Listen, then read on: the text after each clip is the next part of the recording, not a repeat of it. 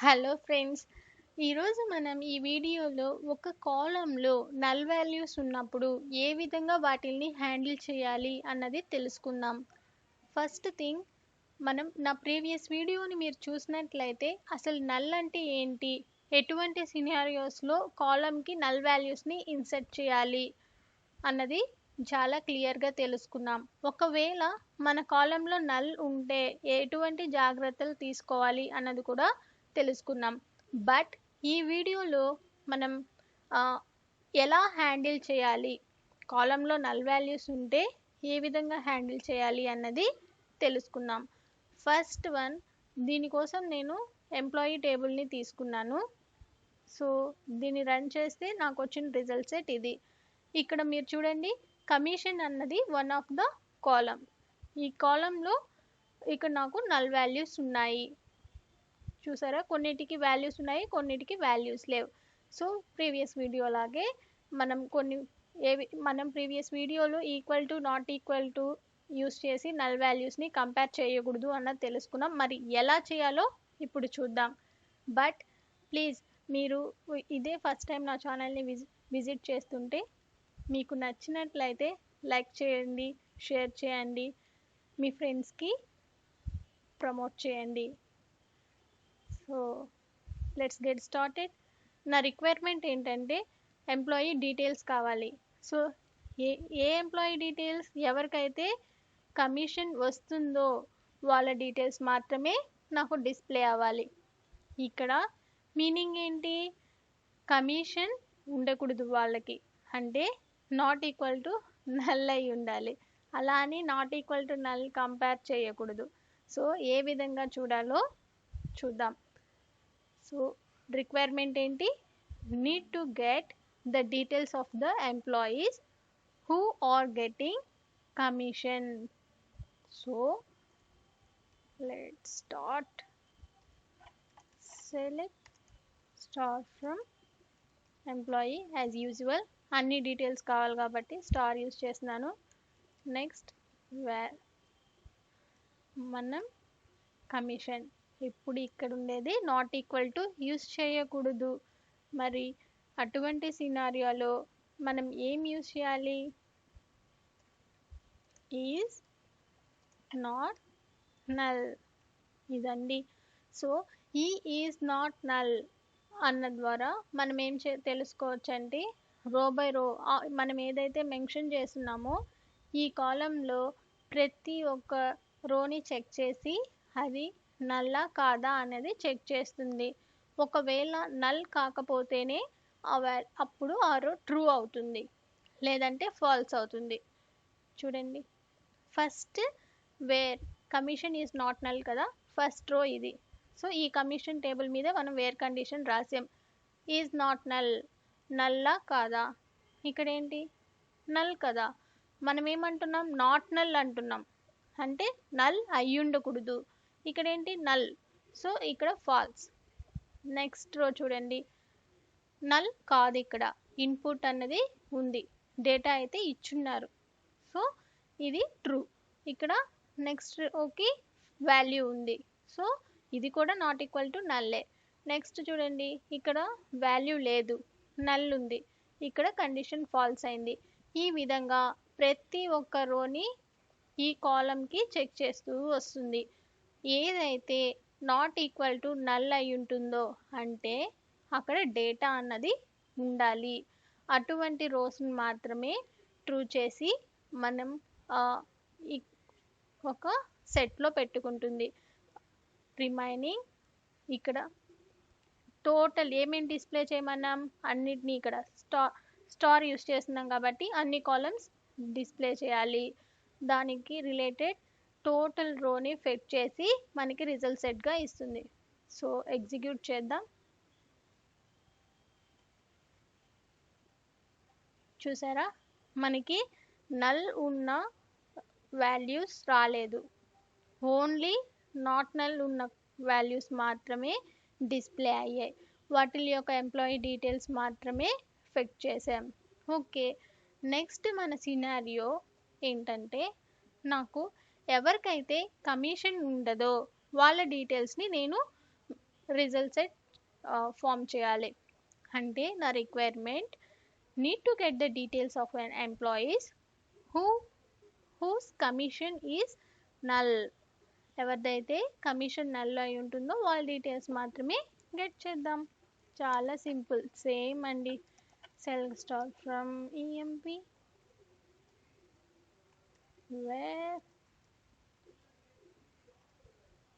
Commission, ఇక్కడ ఏంటి null ఉండాలి. సో మన condition is null. Okay, first ఇది ఈ రిజల్ట్ దీన్ని ఈ క్వెరీది. సో మనం ఫస్ట్ టోటల్ ఎంప్లాయీస్ని గెట్ చేసుకుంటాం. ఇప్పుడు మనకి ఏ కాలం, ఏ పర్టికులర్ కాలంలో రో బై రో చెక్ చేసినప్పుడు ఏ రోలో అయితే వాల్యూ నల్ ఉంటుందో ఆ రికార్డ్స్ని మాత్రమే ఫెచ్ చేయాలి. సో ఫస్ట్ కాలంలో చూడండి, ఫస్ట్ రో ఈ కాలంలో చూడండి, ఇది ఈజ్ నల్ అంటుంది. నల్లా వాల్యూనా అనే చెక్ చేస్తుంది. ఉండేదేంటి నల్ అంటే ట్రూ. ఓకే, ఇక నెక్స్ట్ చూడండి 300 ఈజ్ నల్లా, నల్లా లేదు, డేటా ఉంది. సో ఇది ఫాల్స్, ఇక్కడ డేటా ఉంది ఫాల్స్, 500 కూడా సెలెక్ట్ అవుతుంది. నెక్స్ట్ ఇక్కడ నల్ ఈజ్ నల్ అంటే ట్రూ అయింది. ఈ విధంగా రో బై రో చెక్ చేసి వాల్యూ ఉంటే ఫాల్స్ అవుతుంది, వాల్యూ లేకుండా నల్ ఉంటే అటువంటి టైంలో ట్రూ అవుతుంది. ఇలా ట్రూ అయిన రికార్డ్స్ అన్నిటినీ ఫెచ్ చేయాలి. డీటెయిల్స్ మనం ఇక్కడ స్టార్ మెన్షన్ చేసాం కాబట్టి టోటల్ డీటెయిల్స్ ఆ పర్టికులర్ ఎవరికైతే కమిషన్ నల్ ఉంటుందో వాళ్ళ యొక్క డీటెయిల్స్ మొత్తం ప్రింట్ చేస్తుంది. సో ఎగ్జిక్యూట్ చేద్దాం. చూసారా, ఓన్లీ కమిషన్ ఎవరికైతే నల్ ఉందో వాళ్ళ డీటెయిల్స్ మాత్రమే మనం గెట్ చేసాం. సో ఇక్కడ వరకు చాలా హ్యాపీ. నెక్స్ట్ ఇంకొక రిక్వైర్మెంట్, మనం లాస్ట్ వీడియోలో ఇంకొక సినారియో కూడా చూసాం. నల్ని ఎక్స్ప్రెషన్స్లో యూజ్ చేయకూడదు, ముందు యూజ్ చేయాలి అంటే కంపేర్ చేసుకొని నల్ ఉంటే దాన్ని కన్వర్ట్ చేసుకొని తర్వాత ఎక్స్ప్రెషన్స్లో యూజ్ చేయాలి, లేదంటే మనకి నల్లే అవుట్పుట్గా వస్తుంది. సో ఆ సినారియోని ఏ విధంగా ఓవర్కమ్ చేద్దామో అది కూడా చూద్దాం. ఫస్ట్ మనం ఏంటి, ఇక్కడ మనకి ప్రతి ఒక్క ఎంప్లాయీకి టోటల్ శాలరీ కావాలి. టోటల్ శాలరీ అంటే ఇప్పుడు చూడండి ఏంటి 800 ప్లస్ నల్ ఈక్వల్ టు మనకి ఏమొస్తుంది, మామూలుగా అయితే 800 కావాలి మనకి. కమిషన్ ఉంటే కమిషన్తో యాడ్ అయ్యి రావాలి. ఒకవేళ కమిషన్ కమిషన్ లేదనుకోండి, శాలరీ ఎంత ఉందో అది మాత్రం డిస్ప్లే అవ్వాలి. టోటల్ శాలరీ అంటే శాలరీ ప్లస్ కమిషన్ అంతే కదండి. ఉంటే కమిషన్ యాడ్ చేస్తాం, లేనప్పుడు శాలరీ వరకే గెట్ టోటల్ శాలరీగా చూపిస్తాం. సో ఇక్కడ మనం టోటల్ శాలరీని కంపేర్ చేయాలి. సెలెక్ట్ స్టార్ ఫ్రమ్ ఎంపీ ని డీటెయిల్స్తో పాటు టోటల్ శాలరీని కూడా డిస్ప్లే చేద్దాం. Salary plus commission. సో ఇలా చేసినప్పుడు డ్రాబ్యాక్ ఏంటో మనం లాస్ట్ వీడియోలో చూసాం. మీరు అది తెలుసుకొని దీన్ని చూడండి, ఇంకా నీట్గా అర్థమవుతుంది. సో కమిషన్లో నల్ ఉంది, సో ఈజ్ నల్. ఈ ఫంక్షన్ ద్వారా మనం ఏం చేస్తామంటే చూసారా, ఇది బిల్ట్ ఇన్ ఫంక్షన్ అన్నమాట. ఇక్కడ ఆల్రెడీ మనకి ఇంటెలిజెన్స్ చూపిస్తుంది. మనం కంపేర్ చేయాలి అనుకున్న కాలం నేమ్ కమా నెక్స్ట్ ఇక్కడ రీప్లేస్మెంట్ వాల్యూ, ఒకవేళ నల్ ఉంటే దేంతో రీప్లేస్ చేయాలి అన్నది నెక్స్ట్ ఆర్గ్యుమెంట్గా మనం ఇవ్వాలి. సో ఇవ్వలేదు కాబట్టి అది ఎర్రర్ చూపిస్తుంది.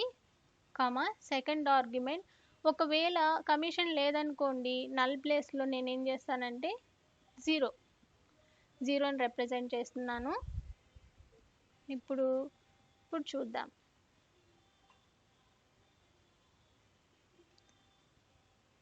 చూసారా, టోటల్ శాలరీ లాస్ట్ వీడియోలో మనం ఏదైతే ప్రాబ్లం ఫేస్ చేసామో ఇక్కడ ఓవర్కమ్ చేసాం.